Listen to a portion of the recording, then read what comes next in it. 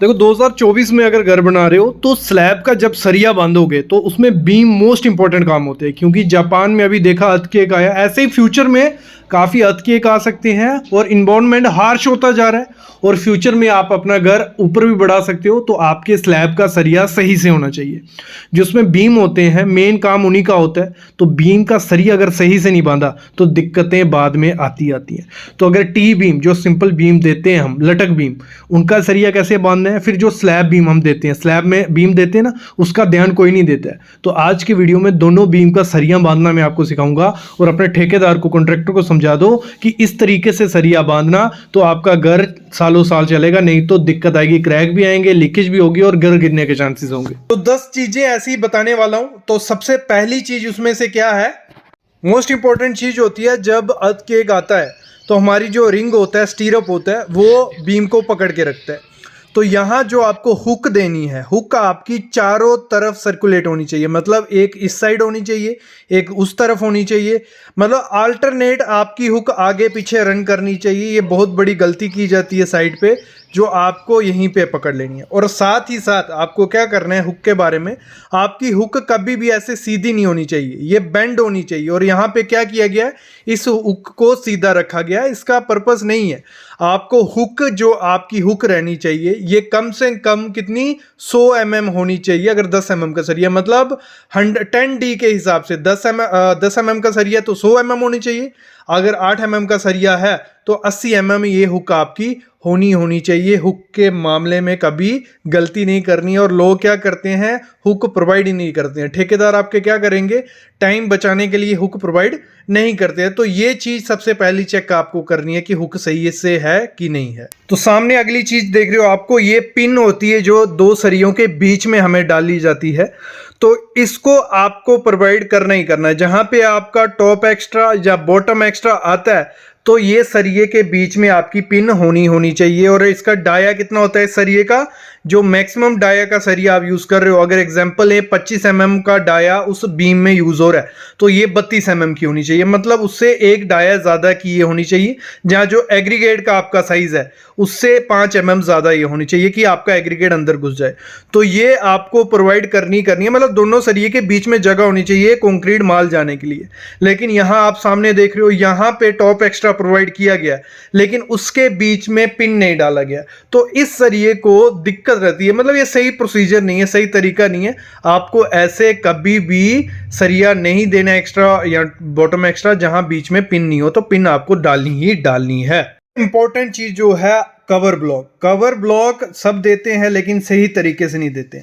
Cover block किस तरीके से आपको देना है, ये देखो सामने आप देख रहे हो, साइड पे पीवीसी का कवर ब्लॉक यूज करो या कंक्रीट का, और बॉटम में भी आपको देना है। मतलब कवर ब्लॉक अगर बीम में नहीं दिया रहेगा तो आपके बीम में क्रैक आ जाएंगे, आपके प्लास्टर में क्रैक आ जाएंगे। थोड़े टाइम बाद आपका बीम नीचे से देखना दरारें पड़ गई होती हैं। वो किस वजह से होती हैं, अगर कवर ब्लॉक नहीं देते। और यहां आप देख रहे हो, यहां सही तरीके का कवर ब्लॉक दिया है। और ध्यान रखना, कोई 10 M10 या M15 का कंक्रीट कवर नहीं, एक अच्छा क्वालिटी का बाजार से ले लो या खुद से बना के कवर ब्लॉक डालना ही डालना है। कभी भी पत्थर, एग्रीगेट, ये चीजें मत डालना, एक गलती होती है। किसी भी बीम की सबसे मोस्ट इंपॉर्टेंट चीज होती है डेवलपमेंट लेंथ, जो एंकरेज लेंथ होती है। सामने जो आप देख रहे हो, बीम के एंड में हमें L प्रोवाइड करना होता है। ये जैसे सामने L प्रोवाइड किया गया है और बहुत सारी जगह पे ये L प्रोवाइड नहीं किया जाता है। तो वहीं से गलती स्टार्ट हो जाती है। जब अर्थक्वेक आएगा, जब लोड पड़ेगा, तो बीम का अगर एंकरेज ही नहीं है, जो जंक्शन बनता है कॉलम और बीम जहां मिलते हैं दोनों, वहां पे अगर ऐसा L आपने नहीं बनाया होगा तो वहां फेलियर के चांसेस हो जाते हैं। आपका बीम भागने लग पड़ेगा जब लोड उस पर पड़ेगा। तो आपको हमेशा क्या करना है, आपकी एंकरेज लेंथ, डेवलपमेंट लेंथ होनी चाहिए। किस हिसाब से होनी चाहिए, 50D के हिसाब से। अब कई लोग पूछेंगे 50D क्या है। 50D है, 50 वैसे ही रहेगा जितने डाया का सरिया होगा।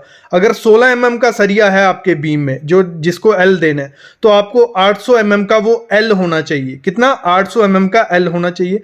अगर 20 mm का सरिया उस बीम में है तो 50 × 20 आपका 1000 mm का, मतलब 3 फुट का L होना चाहिए।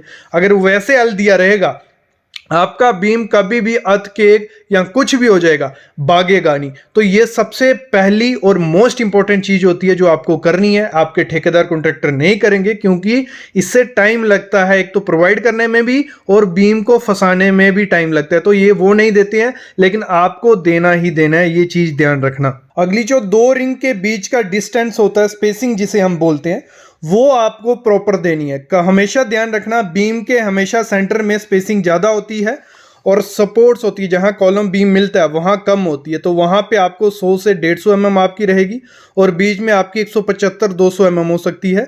तो स्पेसिंग जितना ड्राइंग पे मेंशन होगा उतना तो आपको देखना ही देखना है कि वो प्रॉपर से है कि नहीं। 5-10 mm जो होता है वेरिएशन, 5-10 mm छोटी बड़ी है तो चलेगी, लेकिन उससे ज़्यादा अगर होती है तो वो ख़राब है, क्योंकि जब फ्यूचर आता है, लोड पड़ता है, तो फेलियर तब दिखता है। इस समय कुछ फर्क नहीं इतना पड़ेगा 5-10 mm से, लेकिन बाद में दिक्कत आ सकती है, क्योंकि उस बीम को डिज़ाइन उसी तरीके से किया है कि उसकी जो स्पेसिंग है, रिइंफोर्समेंट है, इतने दूर दूर आएगी। अगली चीज़ ध्यान रखना, कभी भी आपका जो बीम रहता है उसके बीच में कंडक्ट पाइप मत डालना। मतलब जो हमारी बिजली की तार होती है वो बीम के बीच में से कभी नहीं जानी चाहिए। बहुत बड़ी गलती की जाती है। अगर आपको उस एरिया में बीम की तार एक दूसरे पार लेनी भी है, घुसानी भी है, तो आप पहले ही जो पाइप रहती है, जैसे ये पाइप सामने देख रहे हो आप, ये डाली रही है, और जब कास्टिंग हो जाएगी, कंक्रीट हो जाएगा, तो ये अपने आप स्पेस होगा। भले यहाँ से फायर की लाइन ले जाओ, बिजली की लाइन ले जाओ, जो भी पर्पस के लिए यूज़ कर सकते हो उस पर्पस के लिए इसको यूज़ कर सकते हो। लेकिन जब भी ये पाइप आपने डालनी है, इसका ध्यान देना है, हर जगह हम इसको प्रोवाइड नहीं कर सकते। इसकी लोकेशन होती है कि बीम में इस जगह अगर हम पाइप को प्रोवाइड करेंगे तो हमारा फेलियर कुछ नहीं होगा, बीम को इतना ज़्यादा इफेक्ट नहीं पड़ेगा। तो उसके लिए वीडियो है, उसका लिंक मैं डिस्क्रिप्शन में डाल दूंगा, वो वीडियो ज़रूर देखना आप। अगली चीज ये है, जब भी आप बीम में लैप करो, एक तो लैप आपका एक जगह पे कभी नहीं देना है। लैप आपका हमेशा एक दूसरे से दूर होना चाहिए। और यहाँ देखो, एक ही जगह सब लैप दे दिए। ये सबसे बड़ी बेसिक गलतियां, कॉमन गलतियां होती हैं जो आपको ये नहीं करनी है। एक जगह पे लैप देना ही नहीं चाहिए, आगे पीछे आपका लैप आना चाहिए।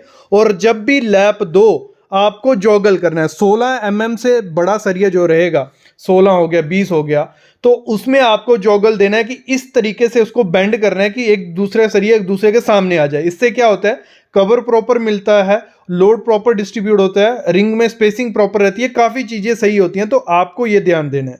बाकी इसमें भी ध्यान देना होता है कि लैप कहीं हर जगह नहीं दे सकते आप, उसकी भी प्रॉपर लोकेशन होती है। उस लोकेशन में अगर लैप दोगे तो वहाँ फेल नहीं होता है आपका बीम। और वो लोकेशन कौन सी होती है, इस पर 3-4 वीडियो हैं, वो भी डिस्क्रिप्शन में उसका लिंक रहेगा। बाकी आपको जो ध्यान देना है, एक तो डाया तो देखना ही देखना है, कौन सा डाया आपको बीम में प्रोवाइड करने को कहा है, वो डाया आपका उसमें है ही है नहीं। बाकी जो बाइंडिंग वायर, जब सरिये को बांधते हैं, कॉन्ट्रैक्टर क्या करते हैं, एक सिंगल बाइंडिंग वायर लगाते हैं कि टाइम कम लगे और जल्दी से काम हो जाए। बाइंडिंग वायर प्रॉपर होनी चाहिए, टॉप एक्स्ट्रा, बॉटम एक्स्ट्रा, ये आपको चेक कर लेना है। ये बेसिक डिटेल होती है कि आपको ये ड्राइंग के हिसाब में, जो ड्राइंग में प्लान में आपके मेंशन है, वो चीज़ें तो होनी ही होनी चाहिए आपकी। बहुत बार क्या होता है, बीम डाउन करने से पहले जो हमारी साइड वार रिइंफोर्समेंट होती है, जो बीम के साइड पे 1 या 2 नग आता है, वो प्रोवाइड नहीं करते हम लोग। तो उसका मोस्ट इंपॉर्टेंट ध्यान रखना, बॉटम में कवर और साइड, बीम के साइड पे वो जो रिइंफोर्समेंट रहती है 8 mm का या 10 mm का सरिया होगा, वो प्रोवाइड होना ही होना चाहिए। उसके बाद ही बीम डाउन करना, नहीं तो इतना बड़ी गड़बड़ हो जाती है, तो आपको बहुत ज़्यादा दिक्कत आ जाएगी। और जब आपका जंक्शन जो होता है, जंक्शन में लैप कर लेना कॉलम का सरिया, क्योंकि बीम डाउन हो जाता है, फिर लैप नहीं होता है ना, उसमें रिइंफोर्समेंट पड़ती है, तो दिक्कत आती है। तो आपको पहले ये चीज़ें ध्यान दे देनी है। अब देखो, ये जो स्लैब बीम बांधा जाता है, नॉर्थ में बहुत कंस्ट्रक्शन की जा रही है इस तरीके से कि लटक बीम नहीं दे रहे हैं, स्लैब बीम दे रहे हैं। इससे स्लैब ताकतवर तो होगी, लेकिन उतनी अर्थक्वेक प्रूफ उसको नहीं हम बोलेंगे, वो सिर्फ 1-2 स्टोरी के लिए सही है। तो अगर आप 3 स्टोरी या फ्यूचर में अर्थक्वेक से बचना चाहते हो तो स्लैब बीम को अच्छे तरीके से देना पड़ेगा। कि कंसील्ड बीम या हिडन बीम या स्लैब बीम हुआ क्या, जो स्लैब बीम से ही समझ आ रहा है कि जो बीम रहेगा वो स्लैब में रहेगा। इसके फ़ायदे क्या हैं? फ़ायदा तो काफ़ी ज़्यादा है। एक तो एक आपके नीचे नहीं दिखेगा, मतलब जैसे हमें बॉटम में दूसरा बीम दिखता है जो नॉर्मल टी बीम होता है, ये बीम दिखता ही नहीं है। इसको आप अपने हॉल बरांडा वगैरह में दे सकते हो, कोई दिक्कत इसमें नहीं है। दूसरा, इसमें इसको बनाने में खर्चा काफ़ी कम रहता है क्योंकि इसमें शटरिंग का या बाइंडिंग का इतनी ज़्यादा दिक्कत नहीं रहती। आगे मैं ड्राइंग दिखाऊंगा जिसमें स्टील कैसे प्रोवाइड करना है और सरिया क्या करना है वो मैं बताऊंगा आपको। लेकिन अगर हम बात करें इसकी जो आपको मैक्सिमम लेंथ रखनी होती है वो कितनी रख सकते हैं। देखो स्लैब बीम, एक तो पहले IS कोड, मैंने काफ़ी IS कोड ढूंढे जिसमें मेरे को लगे कि देखता हूँ कि क्या क्या डिटेल होती है, तो IS कोड पे कोई मेंशन नहीं था। मेरे ख्याल में ये डिज़ाइन आर्किटेक्ट द्वारा किए गए हैं, जो स्लैब बीम लाए गए ये आर्किटेक्ट द्वारा लाए गए हैं और इसका मिसयूज़ किया जा रहा है। उन्होंने इनको डिज़ाइन किया था कि जहाँ कटआउट्स हो गए, जहाँ नॉर्मल बीम भी हम दे रहे हैं, टी बीम भी दे रहे हैं और जंक्शन बड़ा हो गया वहाँ हम स्लैब बीम दे देंगे।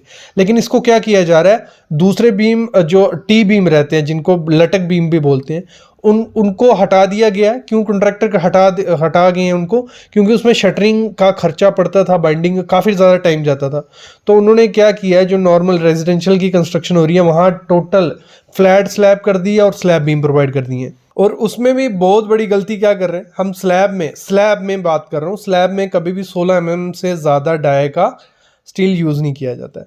और वो लोग क्या करते हैं, जो बीम है ये हिडन बीम, इसमें 20 mm का सरिया यूज़ कर रहे हैं, 25 mm का सरिया यूज़ कर रहे हैं। तो वो तो बहुत बड़ी गलती है। कभी भी भले स्लैब बीम है या स्लैब है, आपको 16 mm से ज़्यादा सरिया उसमें यूज़ नहीं करना है। स्लैब बीम में मैक्सिमम डाया आप स्टील कौन सा रहेगा, 16 mm से ज़्यादा डाया का सरिया स्लैब में यूज़ नहीं करना, क्योंकि ओवर इन्फोर्समेंट के बारे में सुना ही है।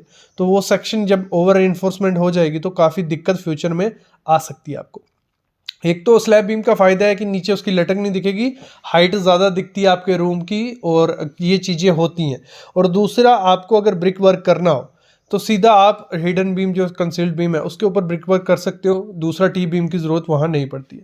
काफ़ी कन्फ्यूज़न होती है लोगों को हैच बीम और हिडन बीम में। हैच बीम अलग है, हिडन बीम क्या हो गया, आपका स्लैब में ही बीम रहेगा। हैच बीम क्या हो गया, आपकी स्लैब डल चुकी है, फ्यूचर में आप सोच रहे हो कि आपको ऊपर घर की कंस्ट्रक्शन करनी है, तो उस दौरान ब्रिक वर्क का जो लोड है डायरेक्ट स्लैब पे नहीं पड़े, वो प्रॉपर डिस्ट्रीब्यूट हो जाए, तो उसके लिए हैच बीम दिए जाते हैं। जैसे मोस्टली स्लैब के ऊपर आपने देखा होगा बीम्स दिए जाते हैं, उन्हें हैच बीम बोलते हैं। तो ये कन्फ्यूज़न निकाल देना अपने दिमाग से। और एक चीज़ इसमें समझने वाली है कि आपको मैक्सिमम लेंथ कितनी रखनी होती है। देखो जो नॉर्मल बीम रहता है उसकी डेप्थ होती है और जितनी हम डेप्थ बढ़ाएंगे उतनी हम उसकी स्पान बढ़ा सकते हैं। लेकिन इसकी क्या है, लिमिटेड डेप्थ होगी, 6 इंच, 4 इंच, 5 इंच, बस ज़्यादा से ज़्यादा 8 इंच मैक्सिमम स्लैब की डेप्थ हम 8 इंच। तो 8 इंच की डेप्थ है तो उसकी हम स्पैन कितना ही रख सकते हैं, लेंथ कितनी रख सकते हैं, तो ज़्यादा लेंथ हम उसकी नहीं रख सकते हैं। तो आप पॉसिबल करो, मेरे ख्याल में मैं 10 फुट भी बहुत बोल रहा हूँ, ऐसे नॉर्मल आप 6 से 7 फुट मैक्सिमम स्पान रखो इसका बीम का। उसके बाद अगर आपको ये प्रोवाइड करना ही है स्लैब बीम तो एक टी बीम दे दो, उसके अकॉर्डिंग इसकी जो मैक्सिमम लेंथ हो वो 10 फीट से ज़्यादा इसको नहीं देना, तो थोड़ा रिस्क रह सकता है। और एक गलती मत करना, जैसे स्पेसिंग आप देख रहे हो, स्पेसिंग आपको प्रॉपर रखनी है। 125 mm से 150 mm आप स्पेसिंग रखो, किसकी, स्टीरअप की, रिंग की, जो आप इस बीम में प्रोवाइड करोगे। और यहाँ आप सामने देख रहे हो स्पेसिंग काफ़ी ज़्यादा कम है, हुक नहीं है, तो वो एज ए स्लैब ही बिहेव करेगा, एज ए बीम बिहेव नहीं करने वाला। तो आपको ये चीज़ें ध्यान देनी पड़ेंगी कि इसको आपको एज ए बीम ही डिज़ाइन करना है। स्टील की डिटेल में अभी आपको बता देता हूँ, आपको आइडिया लग जाएगा उसकी विड्थ डेप्थ कितनी रखनी है, सरिया ऊपर नीचे कितना प्रोवाइड करना है और किस तरीके से प्रोवाइड करना है, वो भी बहुत इंपॉर्टेंट चीज़ है। तो यहाँ आप सामने देख रहे हो हमारी कुछ स्लैब ऐसी रहेगी, ये हमारी स्लैब आ गई, ठीक है, आपको पढ़ा नहीं जा रहा होगा। और ये आ गया हमारा स्लैब बीम। जो मोस्ट इंपॉर्टेंट चीज़ है, आपको जो बॉटम का सरिया देना है स्लैब का, ये सरिया जो जा रहा है वो बीम के अंदर से होना चाहिए, ये चीज़ है, ठीक है। और उसको थोड़ा क्रैंक बेंड कर लो, जैसे ये बेंड किया हुआ है, डायरेक्ट मत जाने देना, ये बेंड किया हुआ है, ऐसे उसको रखना है सरिये को, ठीक है, क्रैंक जैसा बन जाए। एक तो ये चीज़ हो गई। दूसरा, अगर मैं विड्थ की बात करूँ, ये आप रखो 300 mm, कितना, 300 mm आपको ये रखनी है, 300 mm आपकी विड्थ रहेगी, ज़्यादा मत रखो। और उसकी जो डेप्थ रहेगी वो आपकी स्लैब के हिसाब से रहेगी, ठीक है। स्लैब के हिसाब से अगर लगा लो 6 इंच है तो वो आपको 6 इंच रखनी है, और ये आपको 300 mm रखनी है विड्थ इसकी, ये इतना क्लियर हो गया। और जो सरिया आपको देना है जैसे मैंने कहा, बॉटम में 1 2 3 16 mm का दे दो, 16 mm, और टॉप में 1 2 3 12 का दे दो, 12 mm, या 2 सरिया भी 12 का आप दे सकते हो, एक 10 का दे दो। तो इस तरीके से आपको क्या करना है, स्लैब जो बीम है आपको प्रोवाइड करना है। और अगर आप 300 mm से ज़्यादा उसकी विड्थ रख रहे हो 300 mm से ज़्यादा विड्थ रखोगे तो आपको डबल रिंग प्रोवाइड करना है। जैसे आप सामने देख रहे हो, ये आ गया बॉटम का रीइंफोर्समेंट, ठीक है, ये आ गया टॉप का। और जो आपका रिंग रहेगा, एक तो मास्टर रिंग आपका आना चाहिए ऐसे, और बीच में बॉटम में ये एक रिंग ये आना चाहिए। तो आपको ये ऐसे इस तरीके से 4 लेग रिंग उसमें देना है, जहाँ आप सामने देख रहे हो यहाँ इस तरीके से आपको रीइंफोर्समेंट उसमें रिंग देना रहेगा। ये क्लियर हो गया आपको। और नेक्स्ट चीज़ आपको क्या ध्यान देनी है, फिर आपका जो रहेगा स्टील, देखो इधर भी अगर मैं आपको बड़े तरीके से बताऊं, ये हमारा कंसील्ड बीम आ गया, उसके सरिया आ गई, ये और रीइंफोर्समेंट इस तरीके से आपको देनी है। मतलब मेन बार आपका इसके ऊपर से दौड़ेगा और डिस्ट्रीब्यूशन ऊपर ऐसे जाएगा। तो इस तरीके से अगर प्रोवाइड करोगे तो एक सही तरीका हो गया उसको प्रोवाइड करने का।